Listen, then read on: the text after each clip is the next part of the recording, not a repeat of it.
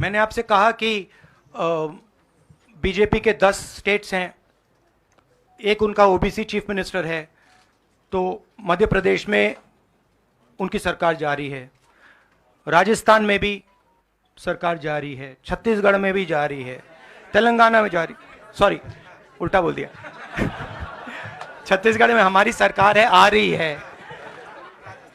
आपने कंफ्यूज कर दिया मुझे। राजस्थान में आ रही है, छत्तीसगढ़ में आ रही है, मध्य प्रदेश में जा रही है, तेलंगाना में उनकी जा रही है, हमारी आ रही है। नहीं, सीरियसली कहूं तो माहौल बहुत पॉजिटिव है और मैं चारों जो हमारे स्टेट्स हैं उनके बारे में कह सकता हूं। जो गहलोत जी ने हेल्थ केयर का स्ट्रक्चर जो बनाया है, शायद वो दुनिया में एक ऐतिहासिक हेल्थ केयर का सिस्टम राजस्थान की सरकार ने बनाया है।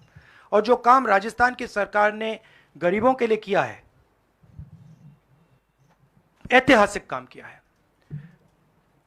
कर्नाटक में हमारी जो 5 गारंटीज हैं, जो सोशल प्रोटेक्शन की जो स्कीम्स हैं, वो अनमैच्ड है। आप किसी भी स्टेट में चले जाइए, आप पूछ लीजिए, आपको ऐसा सोशल प्रोटेक्शन का स्ट्रक्चर नहीं मिलेगा। छत्तीसगढ़ में जो किसानों के साथ हमारे चीफ मिनिस्टर ने किया, जो उनको धान के लिए दाम मिलता है, सबसे ज़्यादा मिलता है हिंदुस्तान में। जो कनेक्टिविटी उन्होंने बनाई है, जो हमारे छोटे छोटे डिस्ट्रिक्ट्स में मैन्युफैक्चरिंग यूनिट्स लगवाए हैं, जो ऐतिहासिक काम किया है। और अगर सुक्खू जी के बारे में समझना चाहते हैं तो जब हिमाचल को चोट लगी तो उनका रिस्पॉन्स जो था, जमीनी रिस्पॉन्स, लोगों के बीच में जाकर रिस्पॉन्स, वैसा रिस्पॉन्स शायद मैंने तो पहले नहीं देखा है। तो हमारी जो 4 सरकारें हैं अच्छा काम कर रही हैं। मुझे लगता है हम इन चुनाव में बहुत अच्छा करेंगे। मिजोरम में मैं अभी जा रहा हूं, काफी पॉजिटिव माहौल है और जनरली लोगों में गुस्सा है। 1-2 कारण हैं, बेरोजगारी, महंगाई और जो इनइक्वालिटी बढ़ती जा रही है कि अदानी जी जैसे लोग अमीर होते जा रहे हैं, देश के पूरे एसेट्स उनके हाथ पड़ रहे हैं, और किसान हैं, मजदूर हैं, वो गरीब होते जा रहे हैं। ये सबको दिख रहा है। तो इसीलिए हम प्रिपरेशन कर रहे हैं। कास्ट सेंसस हमारा फाउंडेशन है, मगर जो राजस्थान में इन्होंने हेल्थ केयर के लिए किया, वो हम नेशनल लेवल पे करने की सोच रहे हैं। जो किसानों के लिए ये कर रहे हैं, जो इनका सोशल सिक्योरिटी का स्ट्रक्चर है, वो हम इसको नेशनल लेवल पे इंप्लीमेंट करने की प्लानिंग कर रहे हैं। हमारी सोच है कि जो नरेंद्र मोदी जी और बीजेपी ने नफरत, हिंसा और डर का विजन दिया है, हम देश को मोहब्बत, रिस्पेक्ट और भागीदारी का विजन दें। और मुझे लग रहा है कि देश का जो मूड है वो बिल्कुल बदल चुका है। और ये बात अभी बीजेपी वालों को समझ नहीं आई है, मगर कुछ ही दिनों में उनको आस्ते आस्ते ये बात समझ आ जाएगी कि जो उन्होंने देश के साथ किया है, जो उन्होंने नफरत फैलाई है, जो उन्होंने इंस्टीट्यूशंस पर आक्रमण किया है, लोगों को डराया है, धमकाया है, नफरत फैलाई है, वो इस देश को अच्छा नहीं लगा है। तो ये मुझे लग रहा है हमारा लक्ष्य, जैसे मैंने कहा, हमारा लक्ष्य है कि एक्सरे होना चाहिए। किसी को चोट लगती है, अस्पताल में पहला काम होता है, भैया देखिए एक्सरे कराते हैं, पता लगाते हैं क्या है, सच्चाई क्या है।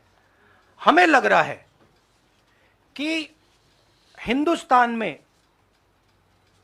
जो भागीदारी ओबीसी की होनी चाहिए, दलितों को होनी चाहिए, आदिवासियों की होनी चाहिए, हमें लगता है कि वो उनको नहीं मिल रही है।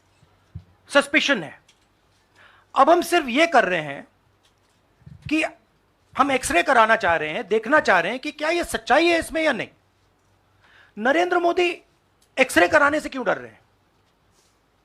इसमें लोगों को बांटने की बात नहीं है, इसमें जो हक लोगों का है उनको देने की बात है। अब मुझे यह बात समझ नहीं आ रही कि हिंदुस्तान के जो प्रधानमंत्री हैं एक्सरे क्यों नहीं करा रहे हैं, एक्सरे करने से क्यों डर रहे हैं, और जहां भी जा रहे हैं आप नोटिस कीजिए कहीं ना कहीं डिस्ट्रैक्ट करने की बात कर रहे हैं। कभी डिलिमिटेशन की बात कर रहे हैं, कभी कुछ और बात कर रहे हैं, कभी साउथ इंडिया की बात कर रहे हैं, मगर एक भाषण में नरेंद्र मोदी जी ने यह नहीं कहा कि देखिए जो राहुल गांधी ने कहा है 90 अफसर जो हिंदुस्तान को चलाते हैं उसमें से 3 लोग सिर्फ ओबीसी वर्ग के हैं, यह सच्चाई है, यह सच्चाई बीजेपी ने एक्सेप्ट की है, और उनको सिर्फ 5% बजट पर कंट्रोल है। यह प्रधानमंत्री अपने भाषण में नहीं बोल पा रहे हैं। क्यों? क्योंकि उनका लक्ष्य कुछ और है, उनका लक्ष्य डिस्ट्रैक्शन का है, और आप देखना डिस्ट्रैक्शन करने के बहुत और तरीके निकालेंगे आने वाले समय में, एक के बाद एक डिस्ट्रैक्शन करने के तरीके दिखेंगे आपको। राहुल जी 1-2 सवाल और ले सकते हैं? हाँ, मौसमी। राहुल जी ये पूछना चाह रहे थे कि जिस तरह से प्रधानमंत्री नरेंद्र मोदी कह रहे हैं, कहा जा रहा है कि कांग्रेस के लिए ये बहुत ज्यादा नुकसानदेह होगा क्योंकि जो बची कुची अगड़ी जाति कांग्रेस के साथ है वो चिटक जाएंगी। तो पॉलिटिकली आपको लगता है कि ये कांग्रेस के लिए नुकसान वाला सौदा है? ये हमारा पॉलिटिकल डिसीजन नहीं है, ये न्याय का डिसीजन है, ये हिस्सेदारी का डिसीजन है, इसमें कोई पॉलिटिकल कैलकुलेशन नहीं है। हम हिंदुस्तान का जो मैस है, जो 50, 60, 70, 80% हिंदुस्तान की जो आबादी है उसकी हिस्सेदारी की बात कर रहे हैं, और वो हिस्सेदारी देकर ही हम रहेंगे, ये हमने निर्णय ले लिया है। आप देख लेना, जैसे मैंने कोविड के बारे में बोला था, चाइना के बारे में बोला था, मैं बोल रहा हूं कास्ट सेंसस होगा, और हिंदुस्तान के गरीबों की जो हिस्सेदारी बनती है वो उनको मिलेगी, और वो काम कांग्रेस करके दिखाएगी।